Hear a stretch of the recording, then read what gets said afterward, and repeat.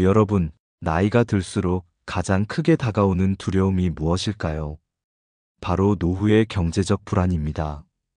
건강은 조금씩 약해지고 소득은 줄어들며 의지할 곳 없는 상황에서 매달 고정적으로 들어오는 기초연금은 정말 큰 힘이 됩니다.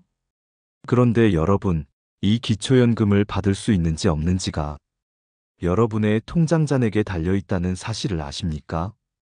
그 기준선 하나 때문에 매달 받을 수 있는 수십만 원을 단 한 푼도 못 받을 수 있다는 사실. 이 이야기를 모른 채 그저 지나쳐버리면 여러분은 평생 아쉬움과 후회 속에 노후를 살아갈 수 있습니다. 상상해 보십시오. 65세가 되어 이제야 한숨 돌리려는 순간 동네 친구는 매달 기초연금을 받아 손주 용돈도 주고 생활비에도 보탬을 받는데 나만 못 받는다면 어떤 기분일까요? 나는 열심히 일해서 조금 모아둔 죄밖에 없는데 왜 나는 한 푼도 못 받는 걸까?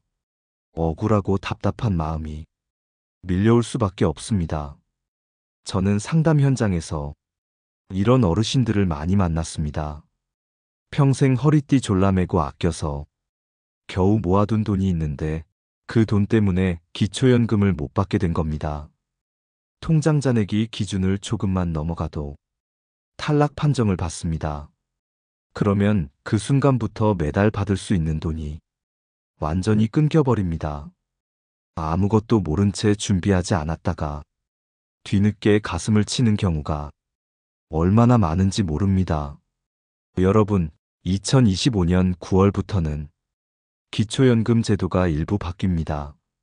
이 기준을 제대로 알지 못하면 정말 억울하게 손해를 보게 됩니다. 그래서 오늘 저는 통장 잔액 이것보다 많으면 기초연금 1원도 못 받는다라는 주제를 통해 여러분께 꼭 필요한 정보를 감정과 사례를 곁들여 전해드리려 합니다. 말씀드리고 싶은 건 단순합니다. 여러분이 미리 알고 준비하면 충분히 받을 수 있는 권리를 놓치지 않는다는 겁니다. 하지만 무심코 나는 아직 괜찮아 하며 넘겨버리면 정작 가장 필요할 때 손에 쥘 수 있는 안전망을 잃어버리게 됩니다. 여러분, 지금 이 순간에도 수많은 사람들이 나는 해당되지 않겠지 하다가 뒤늦게 후회하고 있습니다. 그러나 후회로는 돌아오지 않습니다. 기초연금은 준비하는 사람에게만 열린 길입니다. 오늘 이야기를 끝까지 들으신다면 여러분은 적어도 그 억울한 후회의 길에는 서지 않게 되실 겁니다. 여러분, 실제 현장에서 만난 이야기를 하나 들려드리겠습니다. 한 68세 어르신은 평생 성실하게 일하며 큰 욕심 없이 살아오셨습니다. 그는 매달 아끼고 모아 통장에 4천만 원 정도를 저축했습니다. 그 돈으로는 앞으로 병원비나 예상치 못한 일을 대비하려 했습니다. 그런데 막상 기초연금을 신청했을 때 그는 뜻밖의 통보를 받았습니다. 수급 대상에서 제외되었습니다. 이유는 단순했습니다. 그의 통장 잔액이 기준을 넘었기 때문입니다. 그 어르신은 억울해했습니다. 나는 사치한 적도 없고 내 힘으로 늙어가려고 한 것뿐인데 이게 무슨 죄인가? 그의 눈에는 억울함과 허탈함이 가득했습니다. 정말 필요한 순간에 국가의 제도를 활용하지 못하는 현실, 이것이 바로 준비하지 못한 대가였습니다. 또 다른 사례를 보겠습니다. 한 부부는 오랫동안 자녀 뒷바라지를 하며 집 한 채 겨우 마련했습니다. 하지만 그 집이 시가로 2억 원을 넘자 기초연금 산정 과정에서 재산으로 평가되었습니다. 우리는 그 집에서 평생 살 뿐인데 팔아서 돈을 쓰는 것도 아닌데 왜 이것 때문에 연금을 못 받는 겁니까? 이 질문의 담당자는 차갑게 기준을 설명했습니다. 집은 자산으로 잡히고 그 자산이 일정 금액 이상이면 수급 대상에서 제외된다는 것입니다. 여러분, 이런 현실을 보면 답답하지 않습니까? 노후를 위해 열심히 준비했을수록 오히려 손해를 보는 듯한 상황. 그러나 제도의 틀 안에서는 억울해도 바꿀 수 없는 규칙입니다. 그렇기 때문에 더더욱 미리 알고 준비하는 것이 필요합니다. 여기서 중요한 건 단순히 돈이 많으면 못 받는다가 아닙니다. 어디에 어떻게 돈을 보관하느냐, 어떤 형식으로 자산을 관리하느냐에 따라 결과는 크게 달라집니다. 통장에 그대로 두면 단순히 현금 자산으로 잡히지만 적절한 방법으로 관리하면 불필요한 불이익을 피할 수 있습니다. 많은 분들이 이 차이를 알지 못한 채 뒤늦게 후회하게 되는 겁니다. 여러분, 주변에 보시면 친구는 연금을 받고 나는 못 받는 상황을 한 번쯤 들어보셨을 겁니다. 그 이유는 대부분 자산 관리 방식에서 비롯됩니다. 같은 금액을 가지고 있어도 누군가는 현명하게 관리의 수급자가 되고 누군가는 단순히 통장에 넣어두었다가 탈락하는 겁니다. 이처럼 실제 사례들을 보면 우리는 분명히 깨달아야 합니다. 알고 준비하는 사람만이 제도의 혜택을 누린다. 그렇지 못한 사람은 억울함을 삼킨 채 노후의 버팀목 하나를 잃게 됩니다. 여러분, 앞서 우리는 준비하지 못해 억울하게 기초연금을 놓친 사례를 살펴봤습니다. 하지만 반대로 미리 알고 지혜롭게 대처해 꼭 필요한 혜택을 챙긴 분들도 있습니다. 한 할아버지의 이야기입니다. 그는 65세 생일을 앞두고 동네 복지센터에서 열린 설명회를 들었습니다. 기초연금은 무조건 주어지는 게 아니다. 자산이 일정 기준을 넘으면 탈락한다. 이 말에 그는 깜짝 놀랐습니다. 왜냐하면 자신도 그동안 모아둔 돈을 그냥 통장에 넣어두고 있었기 때문입니다. 만약 그대로 두었다면 수급 대상에서 제외될 가능성이 높았습니다. 그는 곧바로 전문가 상담을 받았습니다. 그리고 권유받은 방법 중 하나가 불필요하게 묶여있던 현금을 생활에 꼭 필요한 용도로 사용하는 것이었습니다. 예를 들어 오래된 보일러를 교체하고 집 수리를 미리 해두었습니다.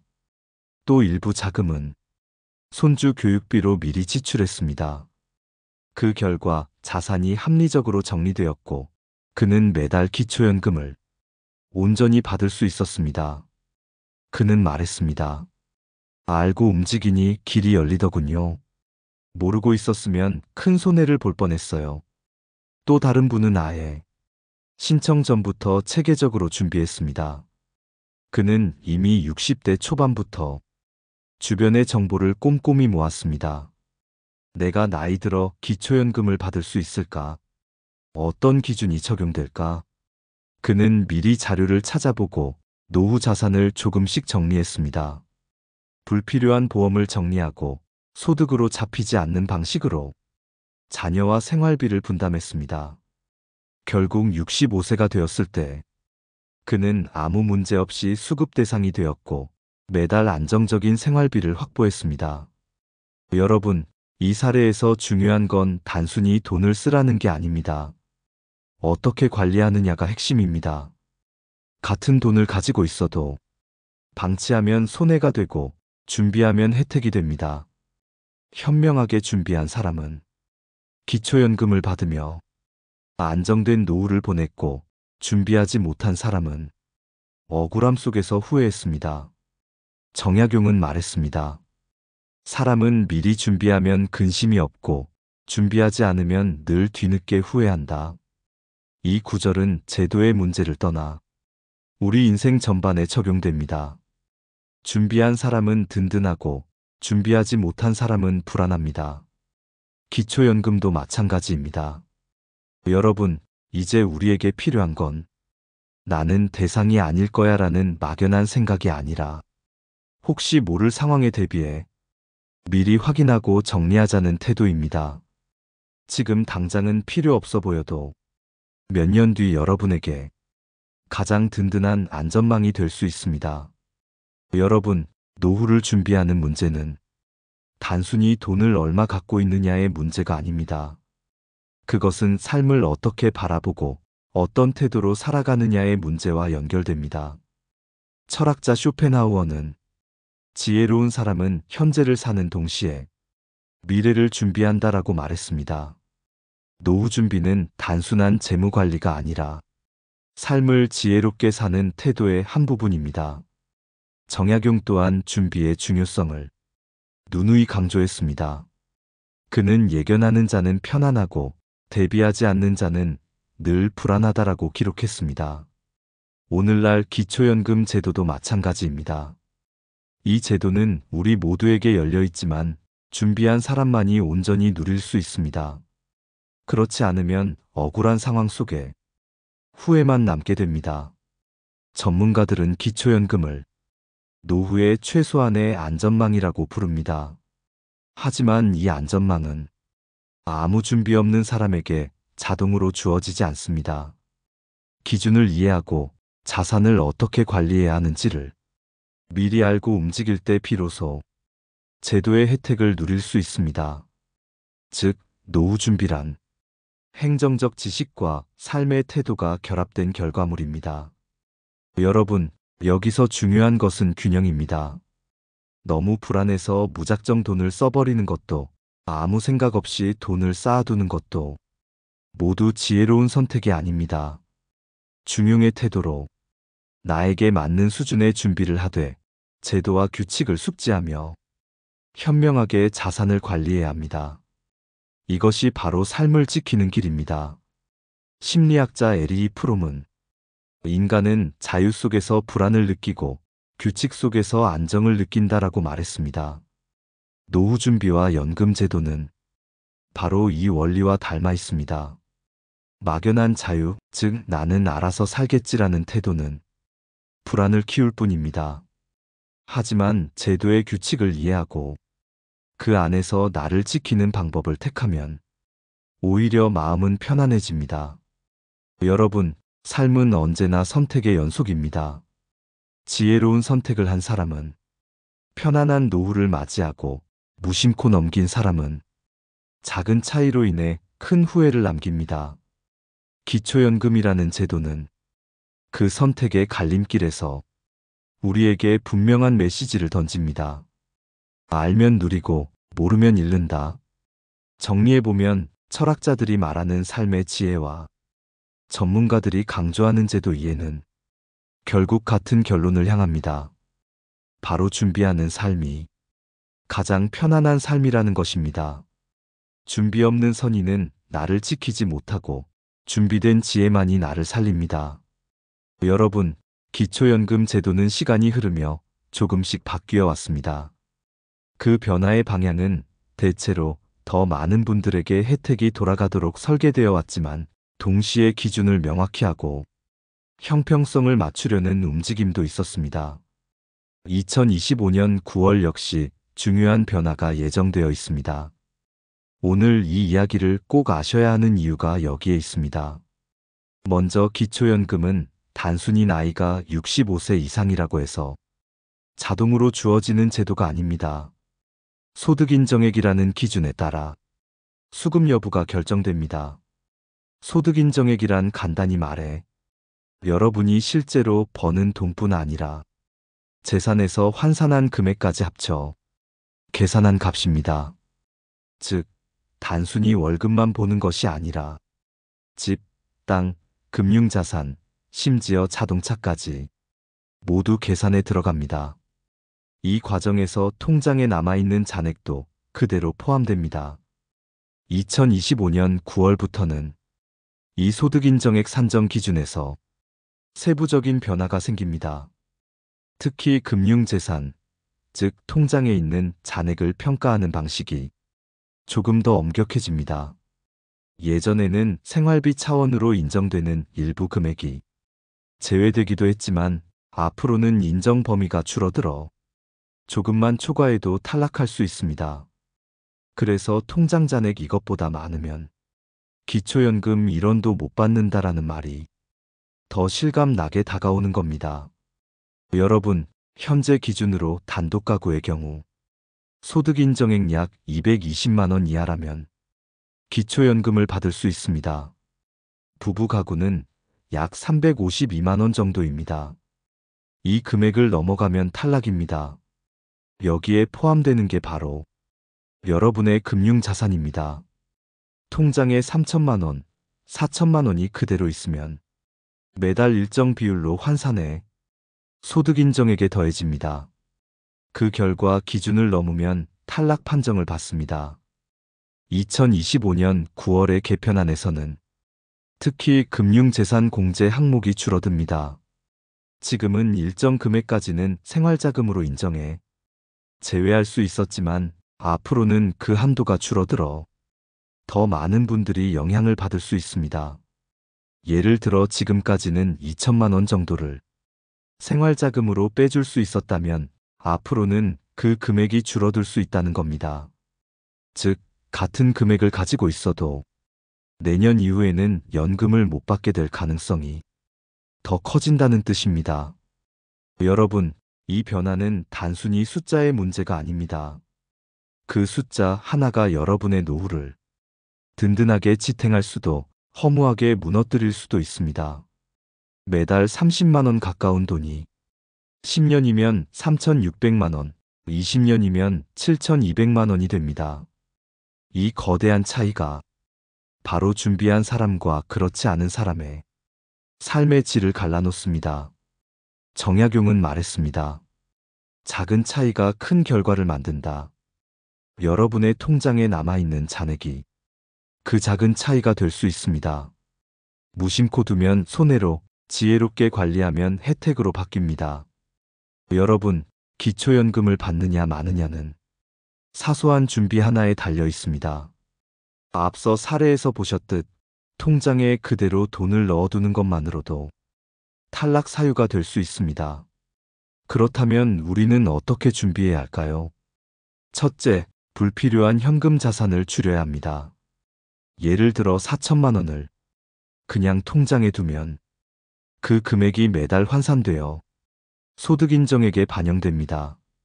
그러나 그 돈을 노후에 꼭 필요한 집수리, 의료비 선지출, 생활안정장치에 미리 사용한다면 단순 자산으로 계산되지 않습니다.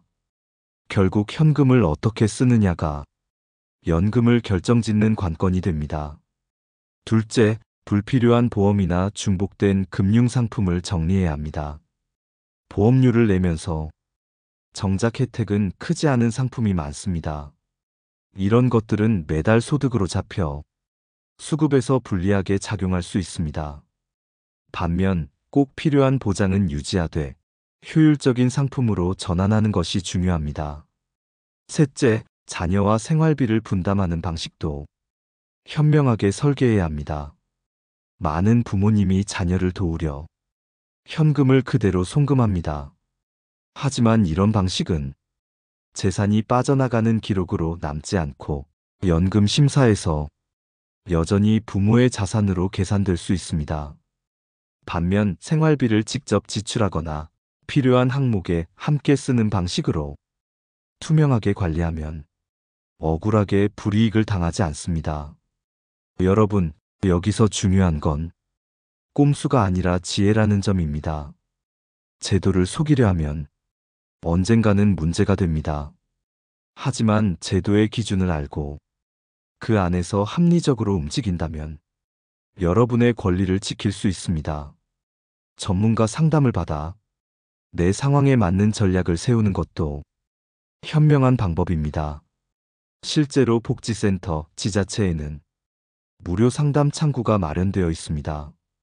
그 문을 두드리는 것만으로도 큰 차이를 만들 수 있습니다. 정약용은 이렇게 말했습니다. 작은 준비가 큰 근심을 막는다. 노후 준비는 바로 이 말과 같습니다. 지금 조금 신경 쓰면 앞으로 수십 년 동안 안정된 생활을 보장받을 수 있습니다. 반대로 나는 괜찮겠지 하고 무심코 넘어가면 그 대가는 너무나 큽니다. 여러분, 기초연금은 단순히 돈이 아닙니다. 그것은 여러분의 자존감이고 여생을 지켜주는 최소한의 울타리입니다. 이 작은 울타리를 지키기 위해 미리 알고 준비하는 것, 그것이야말로 지혜로운 삶의 태도입니다. 여러분, 오늘 우리는 기초연금이라는 제도를 통해 노후의 삶을 지키는 방법을 살펴보았습니다. 주제는 단순했습니다. 통장 잔액 이것보다 많으면 기초연금 1원도 못 받는다. 하지만 그 안에는 단순한 금액을 넘어서는 삶의 지혜가 담겨 있었습니다. 첫째, 알아야 지킬 수 있다는 사실입니다. 많은 분들이 나는 해당되지 않을 거야 라며 무심코 넘기지만 실제로는 작은 차이로 인해 수급에서 탈락하는 경우가 많습니다. 알고 준비한 사람만이 혜택을 누립니다. 둘째, 준비는 단순히 돈을 쓰는 일이 아니라는 점입니다. 현금을 어디에 두고 어떻게 관리하며 어떤 방식으로 사용하는지가 결과를 갈라놓습니다. 같은 돈을 가진 두 사람이 한 사람은 연금을 받고 한 사람은 탈락하는 이유가 여기에 있습니다. 셋째, 노후 준비는 곧 마음의 준비라는 사실입니다. 정약용의 말처럼 예견하는 자는 편안하고 대비하지 않는 자는 늘 불안하다. 제도를 이해하고 준비하는 태도는 곧 삶을 대하는 태도와도 같습니다. 이 태도가 있는 사람은 노후를 여유롭게 맞이하고 그렇지 못한 사람은 늘 불안 속에서 살아갑니다. 여러분, 2025년 9월 제도의 변화는 누구에게는 단순한 숫자일 수 있습니다. 그러나 그 숫자가 여러분의 삶을 지탱할 수도 무너뜨릴 수도 있습니다. 매달 30만 원 남짓씩 10년이면 3,600만 원, 20년이면 7,200만 원이 됩니다. 이 돈은 단순한 금액이 아니라 노후의 존엄과 안정 그 자체입니다. 따라서 여러분께 꼭 드리고 싶은 말씀은 놓치지 말라는 것입니다. 기초연금은 공짜가 아니라 여러분이 평생 성실히 살아온 대가로 받을 수 있는 정당한 권리입니다. 그 권리를 지키기 위해서는 무심코 넘기지 말고 지금부터라도 정보를 확인하고 필요한 준비를 하셔야 합니다. 여러분, 말을 아끼는 것이 지혜이듯 노후를 준비하는 것도 지혜입니다. 말을 줄이면 존중을 얻고 제도를 알면 혜택을 얻습니다. 이 단순한 진리를 오늘 마음에 새기셨으면 합니다. 오늘 이야기가 여러분께 작은 울림이 되었길 바랍니다. 혹시 기초연금과 관련해 궁금한 경험이나 조언을 나누고 싶으시다면 댓글로 남겨주세요. 여러분의 이야기가 또 다른 분들에게 큰 힘이 될 수 있습니다. 끝까지 함께 해주셔서 감사합니다. 여러분의 노후가 억울함 없는 권리와 든든한 연금으로 지켜지길 바랍니다. 그리고 무엇보다 마음이 편안하고 행복하시길 기원합니다. 오늘 방송을 마칩니다. 지혜의 숲이었습니다.